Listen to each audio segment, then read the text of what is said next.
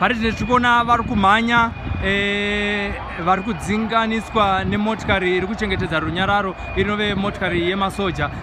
Regai tione kuti zvichapera zvakamira 1-1 apo izvine zviri kudzinganisa vanhu kuti vasebere vabve padhuze nepamahofisi ezek. Mota dzemaarmy dzomuri kudziona dziri kudzinganisa vanhu avo. Mugwagwa uyu ndiwo Rotten Row.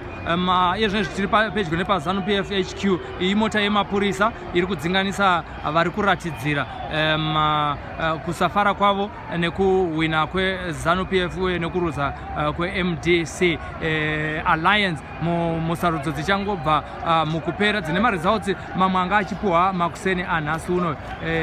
Tiri kukuradzai zviri kuitika muguta reHarare pari zvino zvimuri panapa paSly Media TV. Masoja ari kumhanya achidzinganisawo vanhu kuedza kuti vachengetedzewo runyararo.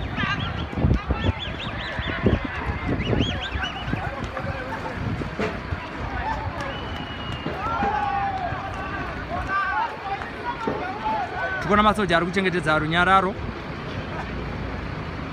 vachimhanya.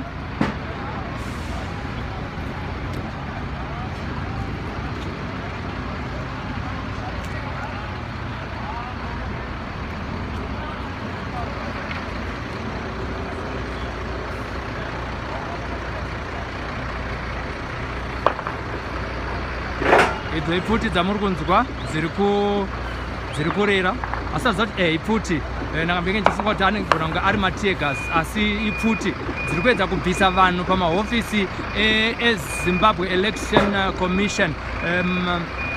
Panapa ndo patiri ezvinezvi. Kuno kuHICC kwakamirawo zvekare vane motikari dzinopfapfaidza mvura inovava kuitira kuti kana vakangouya nenzira yechekuno vachida kuenda kuHICC vanenge vachizopedzerana navo. Ndo zviri kuitika kuno uye nezvematombo aya ari pedyo nepaHICC paroundabout atiri kuona ari panapa anga achikandwa nevanhu vari kutsutsumwa uye vanga vachida kusvika paHICC pari kuitwa nezvemaresults pano paHICC. Zvese izvozvi zvamuri kuona izvi. This is the distraction that has been caused by disgruntled supporters belonging to MDC Alliance. They've left a trail of their disgruntlement, as you can see here, and guns continue to blaze within the city of Harare, just behind the ZEC building. As you can hear, these are the gunshots. Would like to believe that they are shooting in the air and no injuries have been sustained as of now. We'll try and get closer to the action.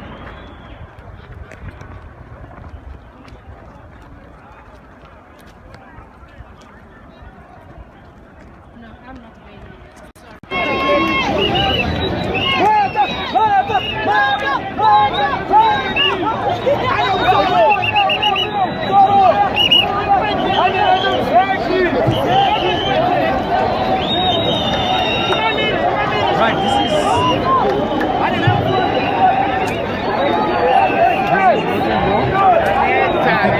running away from and as you can see.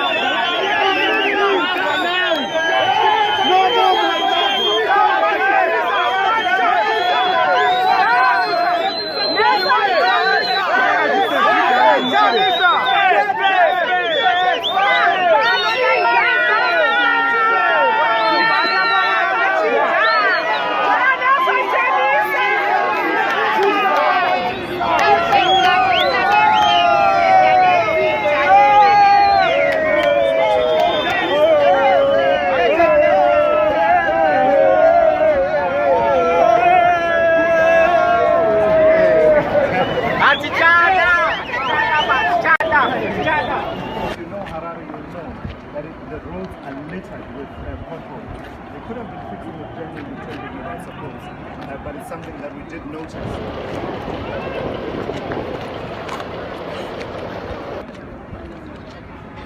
Right, tiri paZEC panove ndo pamahofisi makuru vanotungamirira nezvesarudzo muno muZimbabwe. Iye zvinezvi muri kuona kuti pakachengetedzwa kuitira kuti vasange vanosvika ipapo, noti ndo pavari kutsutsumwa kuti masarudzo dzavo dzisina kufamba zvakanaka dzava dzichibiririrwa panapa paZEC. Iye zvinezvi mukatarisa iye zvinezvi pakachengetedzwa nemapurisa. Iye zvinezvi ukatarisa muno muguta reHarare pfuti dziri kurira, uyewo zvekare unoona kuti panga patounzwa matombo akakura sezvino izvi. Matombo aya amuri kuona tiri pedyo nepaZEC chaipo chaipo, matombo anga atounganidzwa nevanhu kuti vagone kuponda nekupasa zvavari kuda kuita zvavari kuita.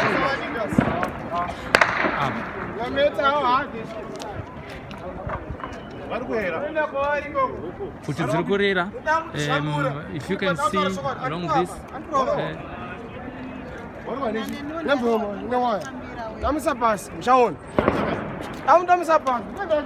why are they doing that? kune mota ami uko kwamusiri kukwanisa kunge muchiona, asi izvi zvikatarisa vanhu vachiri kumhanya vachiri kumhanya. Do you know that it wasn't the elections? Do you know that? Do you want to distribute? Right, zvinezvi vakuuya nekunoku, vanhu vari kutiza vachiuya nekunoku, mota yeami iri kumhanya ichikurosa mugwagwa. Tikuona vanhu vari kutiza vachibva ikokoko kukurira pfuti. Aya makombe aya, makombe ari kutiza kubva kumarengi avanorengawo vari. Haza kuti muguta reHarare zvinezvi hamuna kumira zvakanaka, majournalists vari kumhanya, vari kubva pedyo nekuri kumhanya mota yeami ichimhanyisa vanhu. Ndo zviri kuitika muguta reHarare.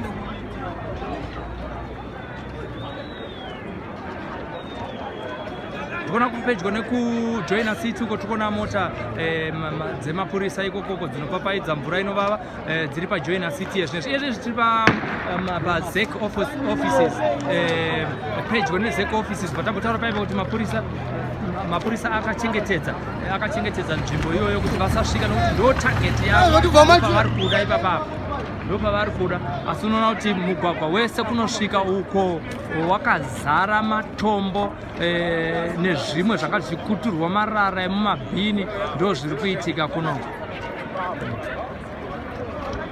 Vamwewo vachiri pano, vachiri kusvika kunoku, vari kutaurawo kuti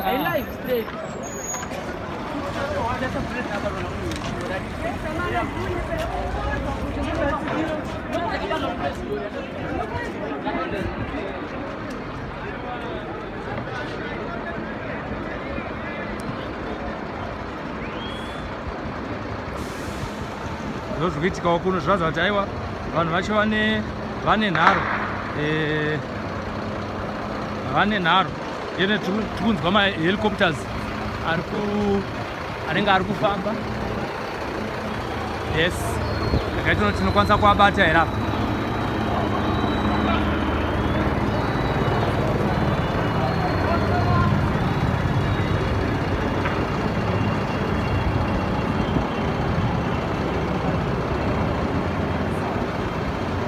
Chichaitika wangu. They are killing the people that own the country. Chichaitika wangu. The kind of scenes. Nadu pane direction iyi. Vanakukombwa nemasoja kwatanga undirowa. Vachimdirowa newire. Oh. All over my body. Center. So you can only imagine even if you can do it. You and I were talking about the restraint that the Zimbabwe Republic Police were exercising, and I must say they did. Avoida inzira dzine vanhu vakawanda nesheti yenyama akapfeka iyi.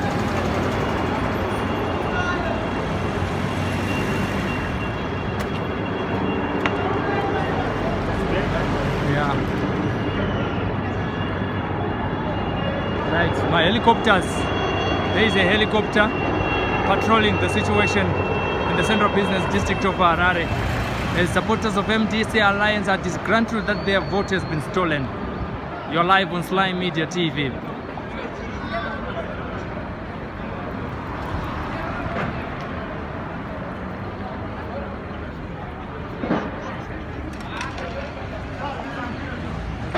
You can also see the tankers here. They're trying to clear the road of the destruction that have been left behind by the demonstrators here.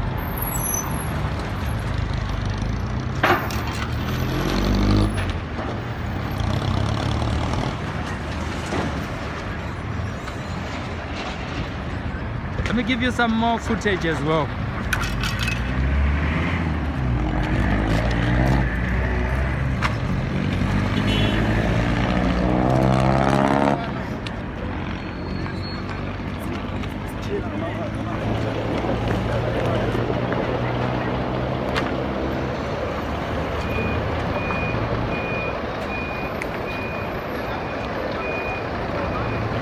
Gonda.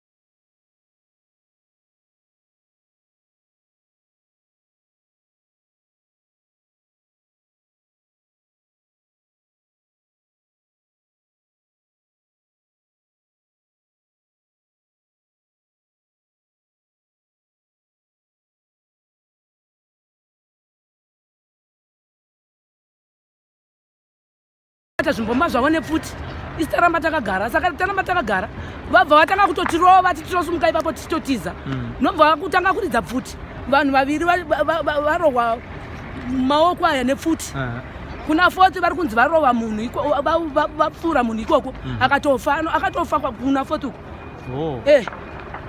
saka tinongotiza takushayikwa kuenda manje apa paharvest house papa ine chinhasi ndo pamunoshandira here kana kuti ndo pamunogara muchingofambawo? Ini ndanga chitofamba ndichipfuura ndinoshandira kuna 40 uko ndiri kutoti ndiende kumba kuchitungwiza saka ndangoonawo pakamira vanhu nomba ndati regai ndimirewo ipapo ndione kuti vamwe vari kuita sei saka pandangomira ndongai 2 minutes chaidzo ndo pauya ava zvikanzigarai pasi ndikati kondichaindepi regai ndigarewo pasi nomba ndagara pasi paipe vatotanga kutoti kuuya masoja aya akabata pfuti vatotanga kurova ikoko nobva vatotanga kuridza pfuti vanhu vairi vakatokuvara ruoko kudaiso saka vatoendeswa kuchipatara. Saka makunanga kupi izvozvi? Izvozvi ndakuenda kuchitungisa saka ndakutoshaya kuziva kuti ndofamba sei ikoko kuenda kuchitungisa. Naika. Matiza muchibva paharvest house? Ndatiza ndichibva paharvest house apo because ndangachibva kuna 40 kandakadai ndikaona kuungana kwevanhu ndikati regai ndini ngirikina ndangachibvako kubasa ndinoshanda mumba kuti tiwanewo mari kaye kuti vana vararame ndoshanda mumba ini. Urombo nezvaitika ndavarege kuti manikidza zvatisingadiwo vasati manikidzawo zvatisingadi vamwe tinenge tisina zvatiri kuziva asi ndavaregedzeze kumanikidza vanhu zvavasingadi. Ndo zvimwe zviri kutaurwa nevabati vamacrossfire. Iyo ihelicopter iyo iri kupatrola muguta reHarare nekuchengetedza runyararo nekuramba vachingodzinga vanhu kuti vabude muguta reHarare. As you can see panapa kuna matombo aripo, mareporters akazara sokungewo pane maforeign journalists uye zvakare kumhiri kwematraffic light pane mota yepolice imwewo iri kubva nekunoko aiwa ndeyeprison services but yamuri kuona iri kumhiri uko iyo rakatisebedze pedyo neizvo imotokariwo yemapurisa vari kuchengetedza runyararo muguta reHarare vari kudzinganisanawo nevari kutsutsuma nemaresults aburitswa nhasi uno. Tikuratidze mamwe mapictures ezvanga zvichiitika mukati meguta reHarare imomo kupisa kwavanga vachiita zvimwe zvinhu vachiunganidza vachipisa ndo zvimwe zvinhu zvazvitiri kuratidzai nemotawo dzemapurisa dziri kutenderera muguta reHarare dzichimwaya mvura inovava kuedza kudzinganisa vanhu mukati meguta reHarare kuti vasuduruke pavari kuda kuuya panove ndo pamazec offices uyewo zvakare nekuuya paHICC panove ndo pari kuburitswa zvabuda musarudzo mukati meHICC ndo matazobuda tichiona vanhu vakaungana panze zvichiratidza kuti havasi kufara nemaresults abuda sekutaurwa kwazviri kuitwa kuti vamwe vacho vanga vachiimba kuti tinoda president wedu Chamisa. Vari kufungidzira kuti aiwa pane kubirirwa kwaiitwa musarudzo yabuda nhasi unoyu yanga ichiitwa mukati menyika ino yeZimbabwe yakaitwa musi wa30 muzuva rimwe chete nekudaro maresults anga achiri kuuya mapresidential haasati aitwa nekuti pari kunziko vari kumbofanira kunge vachitaurirana mukati imomomo pakati pemapresidential candidates ese ari 23 kuti anowirirana here nezvaakunotaurirwa mhuri yeZimbabwe kuti ndiani akwanisa kubudirira musarudzo idzodzidzi. Nekudaro iye zvinezve tiri panze peZANU-PF HQ yakabatana neHICC kuti tione kuti ndezvipi zviri kuitika. Hatisi kukwanisa kunatsopinda mukati umu nekuda kwokuti ndo muri kumhanyisanwa imomo unopedzisira wazopinda pakati pataisireva. Tiri paSly Media TV patiri kukupai zviri kuitika muguta reHarare apo vanotsigira bato reMDC Alliance vari kutsutsumwa kuti zvabuda musarudzo hatisi kuwirirana nazvo. Regai timbokuradzidzaiwo kana uchangouya pano paSly Media regai tikuratidzei mamwe mavidheos ezvanga zvichiitika mukati meguta reHarare akafanana nezvizvizvi.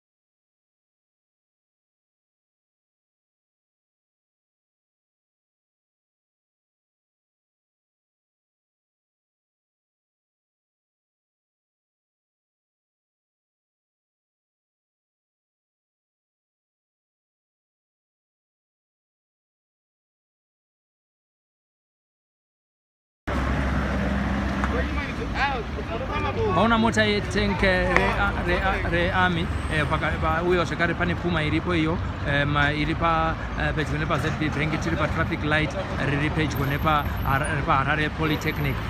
Zvinoratidza kuti situation inogona kungosvika pasina kunaka, nekudaro army yabuda kuti igone kunge ichibatsirana nevepolice kuti vacontain situation iri kuitika muguta reHarare. Motikari hadzisi kutokwanisa kutofamba zvakanaka nekuda kwematombo akaiswa munzira ezvinhu zviri kuita ekunzvenga tiri muna Rotten Row.